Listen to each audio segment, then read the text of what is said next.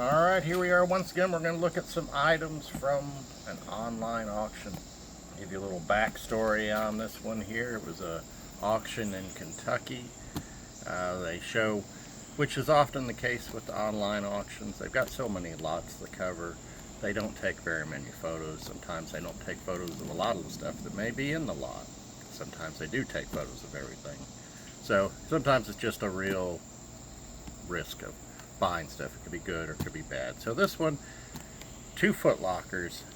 The Footlocker on the top, it was stenciled and said, it mentioned Saigon, and it mentioned something about maintenance detachment, helicopter detachment, and they said that it was from 1973. When I looked up the name that was on the locker, it said that he had done 3 tours in Vietnam as a helicopter pilot. So I'm guessing the 73 probably his last tour in Vietnam. And I could see very little in that first one when they did open the lid on it. You know, usually they've got that upper compartment where you put some things.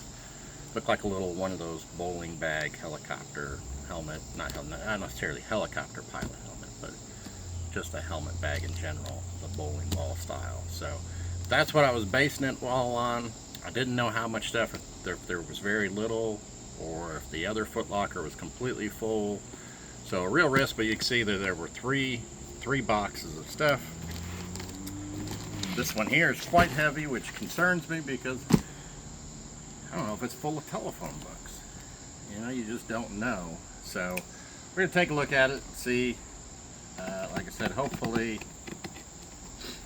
that bowling ball helmet bag, hopefully it'll be something worthwhile, and maybe since he was a helicopter pilot, maybe he'll have some other aviation related stuff. So we'll find out. Well, not telephone books, but a lot of paperwork. Looks like some maps. Tell that these are maps that look like, that one there looks like it's just like a regular US map. This one here looks kind of like German. So, you know, we've got Atlanta, Jacksonville, another Jacksonville. So probably just a bunch of maps and different things of Germany and also in the US. Looks like maybe he was a Sunday school teacher. Maybe he put a bunch of stuff in his Footlocker for that. So far not good, but there's plenty to go through. Yeah, just lots of booklets and papers and maps. And that one's Alabama. You know, there's more New Orleans, Memphis, Charlotte, another Atlanta. You know, just not really any value in those. Little instrument data guide from Bell Helicopters. You know, it was low altitude from the 80s, so he must have stayed in the military for a while, even after Vietnam. It's from you know, just more of this flight simulator branch for Fort Knox, and that's up around the area where he lived. So that might have been the last place that he was stationed. More books. There's a couple of those carabiners, snap links. You know, if they actually have dates on them, which this one here's be 64. I know the ones from the 60s are worth a lot more than the ones from like the 70s. So that's good. This one here, I mean, it does say US on it, but I don't see a date on it, so that's a good thing. Just more stuff with not much value. More photocopies and things. Well, here's that helmet bag.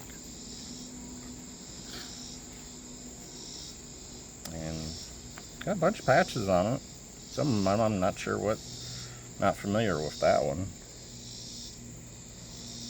This one here looks like that would be the 11th Corps, 101st Airborne. This would be the at Fort Rucker, the aviation.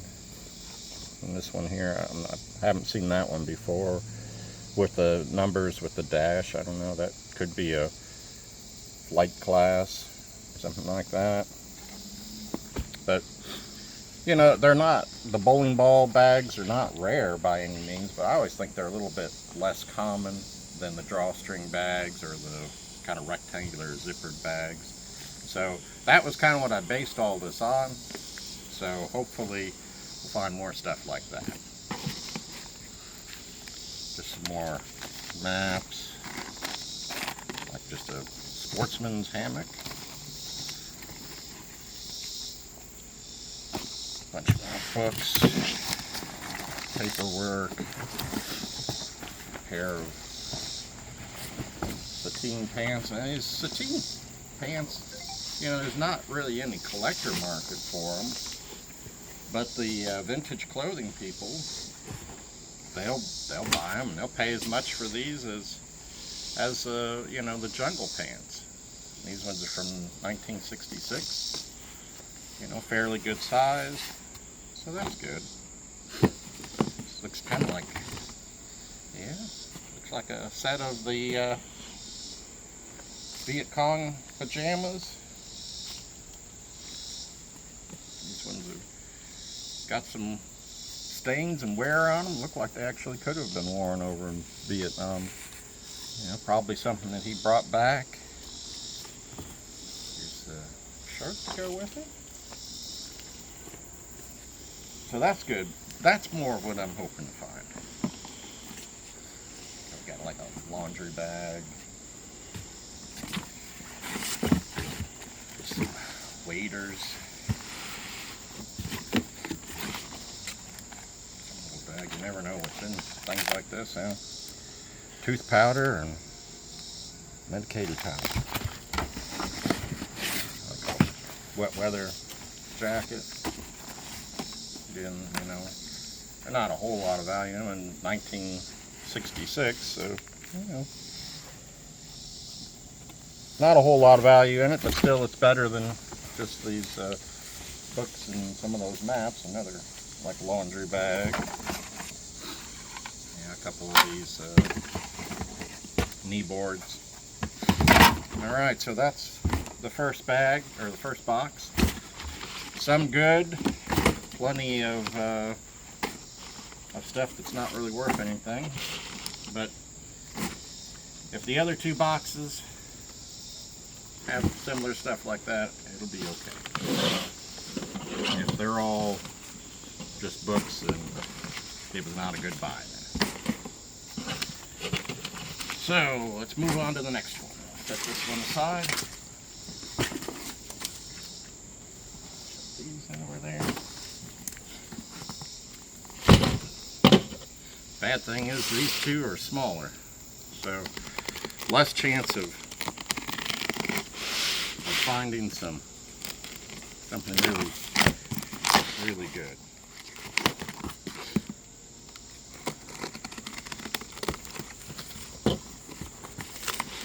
Looks like a kit bag. Some other waders. Here we got some more flight training guides from early 70s, 63. Air Cavalry, which I know his obituary said he was first Air Cav in Vietnam on one of those tours. A picture here. Let's see, what does it say? Fort Knox. So again, probably stuff from one of his last stations. Got another, oh, this one's a duffel bag. A tire inner tube. There's one of the most odd things you'll find. Here we got some more maps.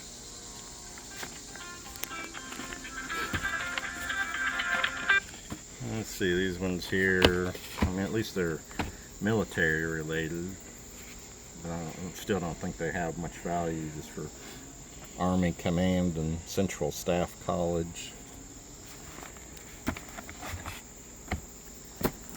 We got a Jeep cap. Seen better days. A lot of moth holes in it. Some random wire for U.S. Cavalry. Again, up there in that Fort Knox area.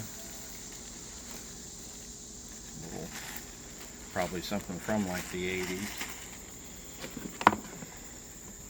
And, you know, just some random stuff.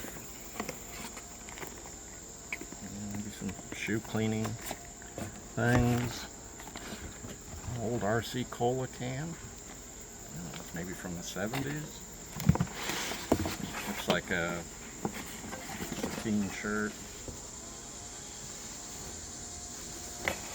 And I think that the pants are of more interest. A couple more of these carabiners, snap links. And that one there looks like 1966. And let's see. Sounds like the old sea rations or something that, yeah. There. Hear that one, sounds like it's corroded to the point that it's no longer,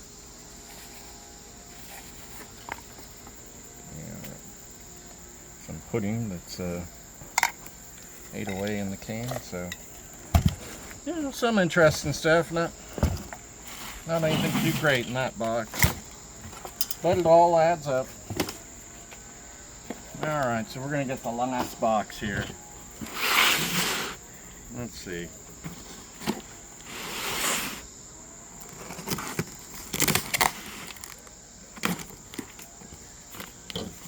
Alright. Yeah, nothing new there. Must have been in the 10th Cavalry. Little sharpening stone. Let's see, another laundry bag. Like another kit bag. Flight suit, maybe it'll have some patches on it. Nope. Pretty well stained and got some tears in the leg. This is a curtain. We got an inner tube, and now we got a curtain. That's just great. Well, I'm not sure how he would end up with this. Maybe he traded somebody for it, or somebody gave it to him. But this would be for the LLDB, the South Vietnamese Special Forces. You know, him being a helicopter pilot. Maybe he just traded with stuff with other guys, or something like that. So that may be one of the better items we've found so far. We got a Mitchell pattern reversible cover. Looks like it's 1968. We got the elastic band that would go on the helmet, so that's good. Some more waders. He just loved collecting waders, I guess. Now this looks like, I'm thinking one of those Vietcong shovels. I don't know, Vietcong, NVA, or is it maybe just something, since there was other stuff seeming to tie him to over there in Europe, being stationed there, maybe it's something from one of those European countries, but I'm thinking it's a North Vietnamese shovel, so that's neat. And let's see, we've got another set of the pajamas.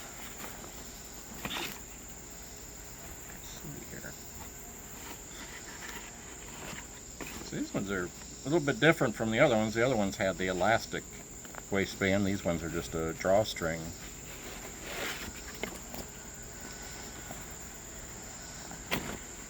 Yeah, see, this one doesn't look like it's seen as much wear as that other set had. But still, that's good. That looks like another beret. Again, he wasn't part of you know, brown water navy stuff, so I'm guessing that he traded with somebody for this. It's a really lightweight beret compared to the other one. And let's see, there looks like a little flag here.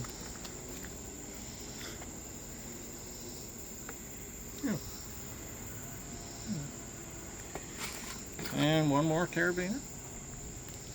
Then don't see a date on that one there. A little pouch for knife.